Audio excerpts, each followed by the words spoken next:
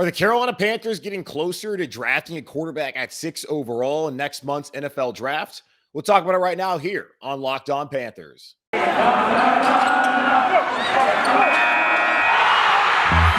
Locked On Panthers, your daily Carolina Panthers podcast. Part of the Locked On Podcast Network, your team every day.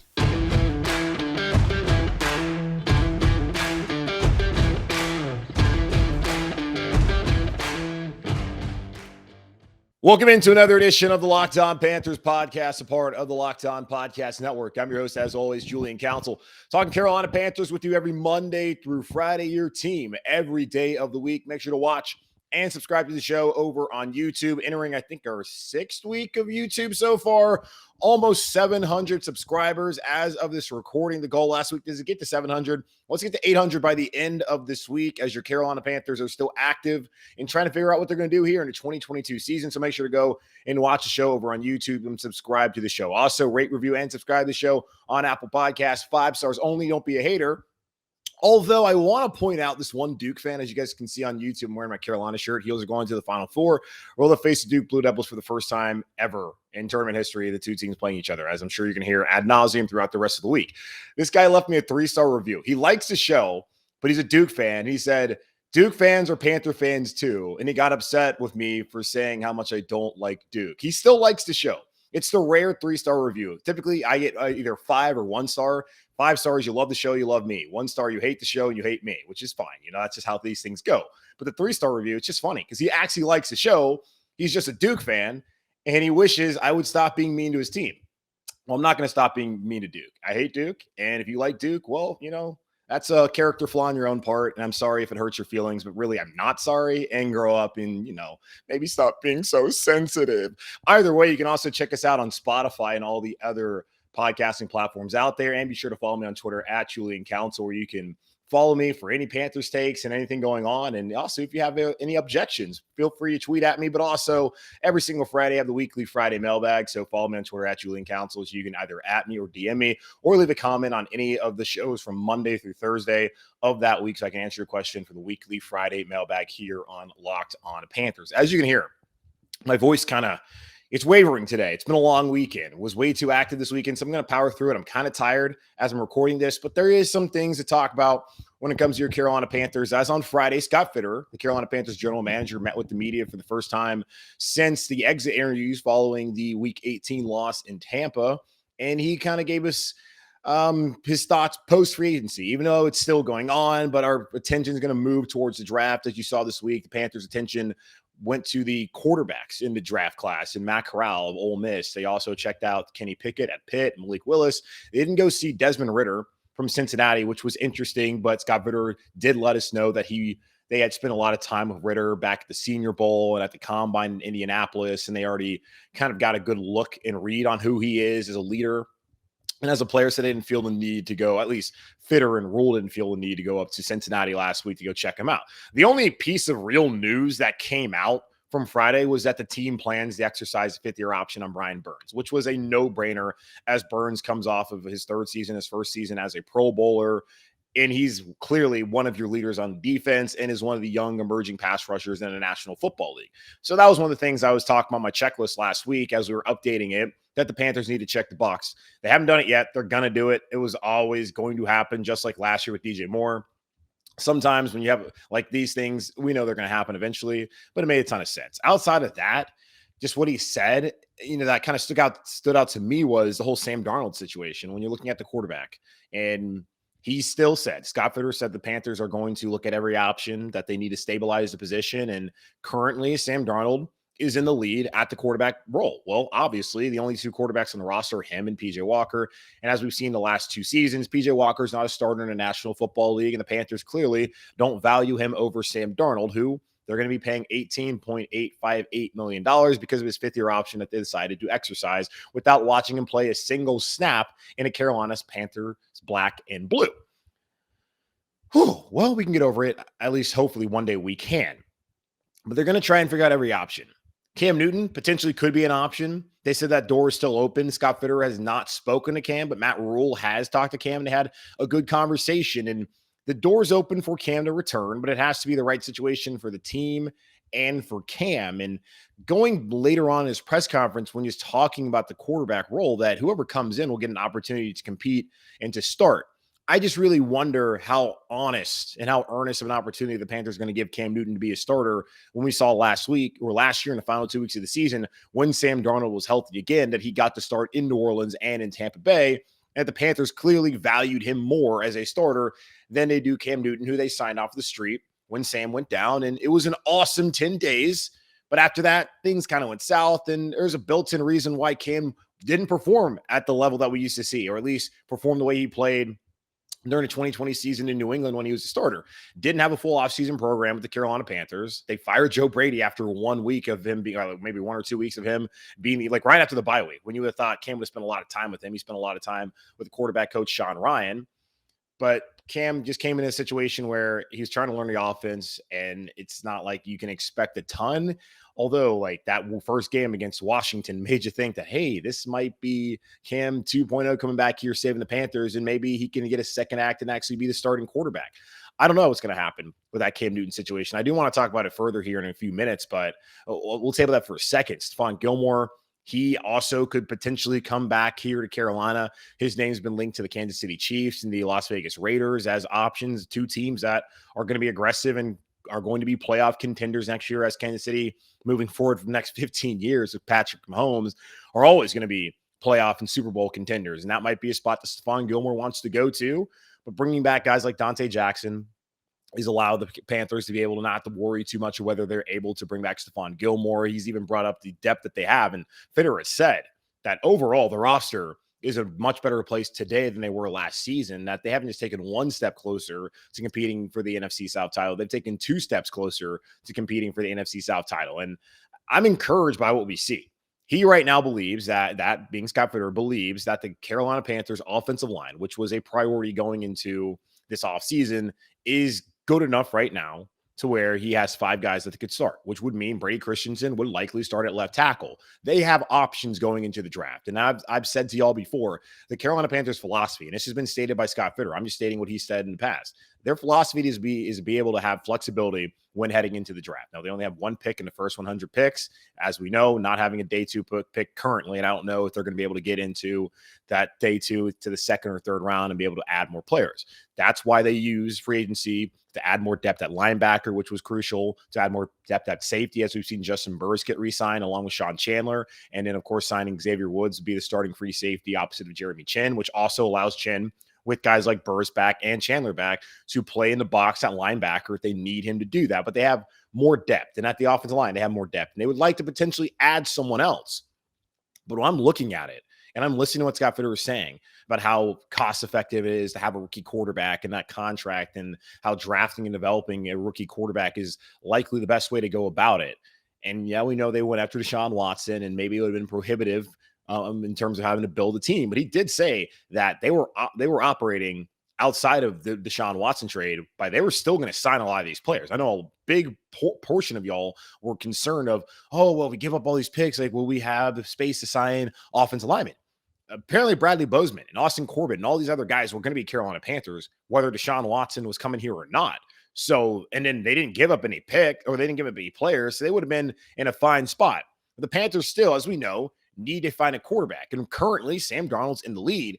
But the closer we get to the draft next week, and the more I hear, and you look at the available options that are out there, it feels like the Carolina Panthers are absolutely gonna let's not say absolutely. Let's not speak in absolutes, but it really feels like we're getting closer to them potentially taking a quarterback at 6. He does not want to play his hand. And Scott Fitterer was asked about it plenty of times of, hey, what do you think about these guys? Where would you rank these quarterbacks to last year's class, where, they decided weeks prior to the draft to get Sam Darnold, which let you know right then and there that they were not going to take a quarterback unless you didn't want to listen, which a lot of people didn't want to listen, and they got upset on draft night when they didn't take Mac Jones or Justin Fields, even though the Panthers told you 5 weeks prior to the draft that they did not want to take any of these quarterbacks, and they were going to gamble on the young quarterback in Sam Darnold, who's struggled in New York, and thinking that a change of scenery might help things. But currently they have not done that. They have not added a veteran. It could be Cam Newton. It could be Andy Dalton. It could be someone else. But they have not done that. And the fact that they have not added anyone, and Scott Fitterer has said that they are looking to add competition to that room, it's really making it feel like they want to take a quarterback there at 6. He said prior to the conversation on Friday with the media, he said back in exit interviews, that's the time to take a swing. And I'm starting to think that Kenny Pickett, Malik Willis, Matt Corral, Desmond Ridder, one of those guys, and I think it would either be Pickett or Willis, that one of those guys has really led the Panthers to believe that they could be the right pick at 6. I think that's what they're leaning on doing right now. Yeah, they would love to take a left tackle or an edge rusher, but knowing that they feel pretty good on the offensive line and they'd like to have more depth as possible. And at the edge, they're banking on Frankie Louvu, Marquise Haynes to step in for Hassan Reddick, and they'd still maybe like to add another body. That could be he said, a significant upgrade for them. But it still feels like to me when you just read between the lines and I know he's got a good poker face, but just looking at this roster right now, that quarterback at 6 might be even more of a possibility than it was a couple weeks ago, especially knowing that the Panthers have yet to add another player to that group, and it might not happen. Now, Cam Newton, though, someone that we all love, or maybe you don't like Cam for whatever reason, which would be insane to me if you don't like Cam Newton, if you're a Carolina Panther fan. Could Cam actually come back to Carolina? We'll talk about the possibility of that here in just a moment on Locked On Panthers. It's almost the month of April, and this is the time of the year where all of us have pretty much given up on all our New Year's resolutions, but not this year. Let's stick to our resolution of eating right, and thanks to Built Bar, it almost feels like we don't have a resolution because we actually enjoy eating them. Have y'all tried the Built Bar Puffs yet? If you haven't, you're missing out on one of Built Bar's best tasting bars ever. Puffs are the first ever protein-infused marshmallow. They're fluffy, they're marshmallowy. They're not just a protein bar, they're a treat, and they're covered in 100% real chocolate. Matter of fact, all Built Bars are covered in 100% real chocolate. Yes, Puffs included. That's 100% real chocolate on every single Built Bar. They're low calorie, high protein. Replace your candy bars with these. They're better tasting and they're better for you. So go to Built.com right now and use promo code LOCK15 and get 15% off your first order. Use promo code LOCK15 for 15% off at Built.com. By the way, I almost forgot to tell you guys that today's episode of Locked On Panthers is brought to you by BetOnline. BetOnline, as you cover this season with more props, odds, and lines than ever before. BetOnline, where the game starts. And will Cameron Jarrell Newton get an opportunity to start here in Carolina next season in a potential competition with Sam Darnold? And I don't know, maybe PJ Walker gets a look. I doubt it. But what is it? I mean, what are the odds that Cam Newton comes back here to Carolina next season? As Scott Fitterer said on Friday when speaking to the media in his kind of post-free agency press conference, even though they're still possibly going to make some moves, and a move like with Stephon Gilmore, Cam Newton would not spell the end of free agency, but it would stay how it's still going on. But I don't know. It's not really doesn't matter. Either way, you know, how likely is it that Cam comes back to Carolina next season? I don't know. I haven't felt like it's a great possibility that's going to happen. Just thinking of Cam saying after last season that, hey, you know, I'm not going to come back for no 5-12. He enjoyed coming back here to Carolina, but he wants to win. He's always wanted to win. And we've seen that throughout his first 9 seasons here in Carolina before going to New England after being unceremoniously cut and then coming back. How I'm sure it's weighed on him that he has not been able to win a game as the starting quarterback of the Carolina Panthers since the 2018 season. And it's not all on him. As we've seen just with the injuries that are around him, his own injuries, it's just been unfortunate how things have played out for Cam toward the end of his career here in Carolina, at least the first time around. And even when he came back here and he looked fantastic against Washington. I mean, Arizona, the first 2 touches were something right out of Hollywood, the 2 touchdowns that he scored and screaming out that I'm back, and how excited the fans were to have Cam back here in Carolina. And I was right there with y'all. I never thought we'd see Cam Newton come back to Carolina. I thought that door had been closed for good and that they had burned that bridge and that he would never come back here. But he loves this city so much, loves his fan base so much that he was willing to put aside what happened in the past and come back and play for this team. It's interesting to me that Matt Rule has spoken to Cam and that Scott Fitterer hasn't, as we try to figure out just how closely aligned these two guys are. When I just think about the 6th pick and if they want to take a quarterback, that's just going to show you that, hey, we're not necessarily we think we're closer to competing next season and the roster's in a better spot, but we're not going to make any moves at quarterback that are going to ensure that Matt Rule comes back next season. Scott Fitterer, for his own sake, needs to be able to identify a long-term quarterback fit for his own longevity here in Carolina. Because if he is not able to do that as a general manager, then he will not have this job for a very long time. I think he's not going anywhere no matter what currently. Matt Rule, though, he's on the hot seat. And, would bring back Cam make a lot more sense for Matt Rule than it would for Scott Fitterer. And that's what's interesting to me, that it's Rule, not Fitterer, that has sat down and talked to Cam. Now, Fitterer has, of course, he spoke to Cam, I think, back as the season ended with exit interviews, and they let him know what the role that they want to give him. And I don't know what that role is. If it's a backup, I don't think Cam wants to have any interest in that. If it's a real opportunity to be the starting quarterback here in Carolina, I kind of feel like the deal would already be done, right?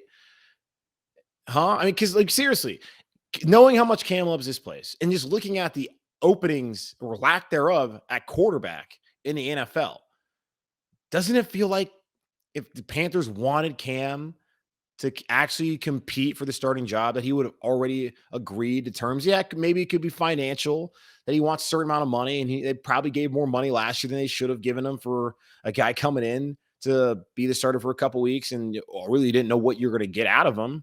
And it didn't lead to what we hoped it would lead to towards the end of the season, as being a team that could still make a playoff push without Darnold, and even with the injuries and all the other deficiencies that we see on the roster.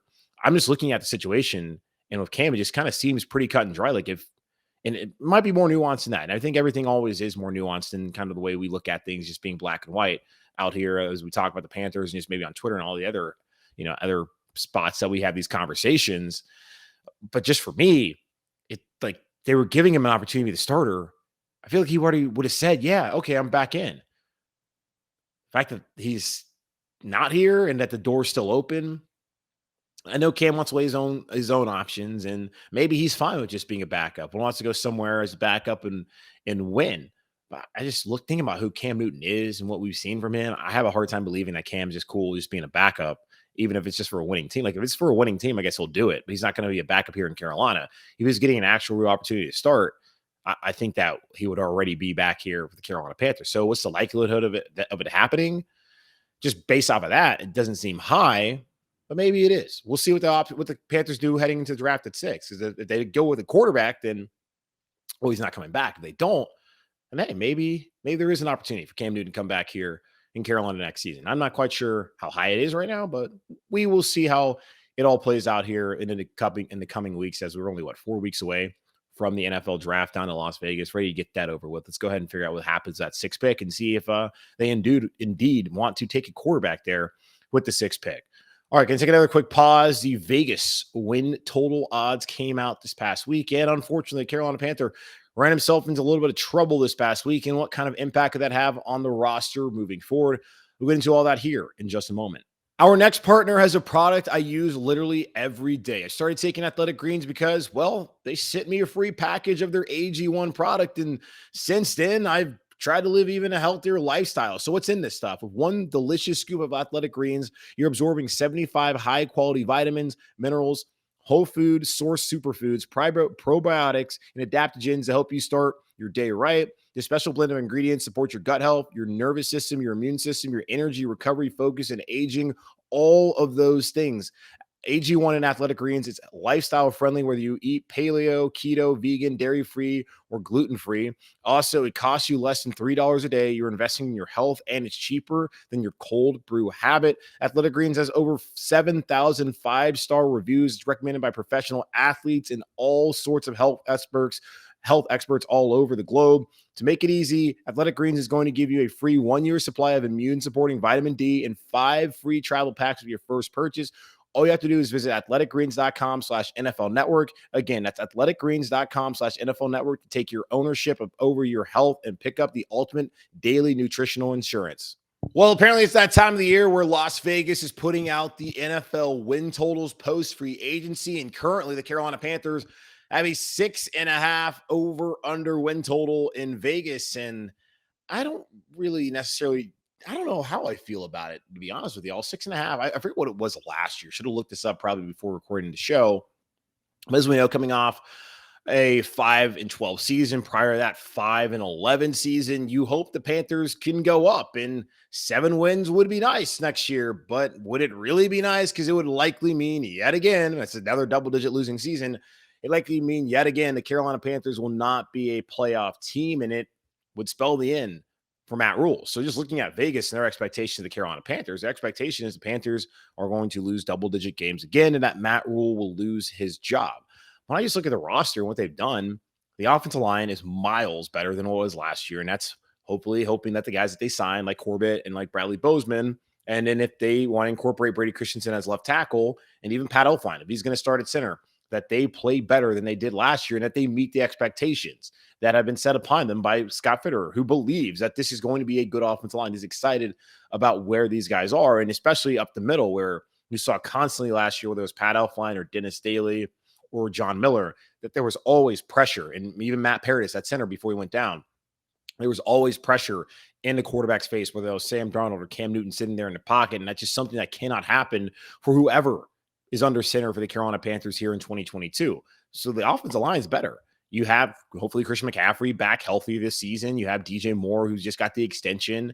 The rest of the wide receiver group, we'll see what we get out of Robbie Anderson. It's going to really depend upon quarterback play more than anything. As we saw, he was great with Teddy Bridgewater, who a lot of fans didn't like. And yes, he didn't go down the field and win or tie the game over 8 in those situations in 2020. He doesn't have the biggest arm, and you can't stretch the field, which was the reason why they brought in Sam Darnold.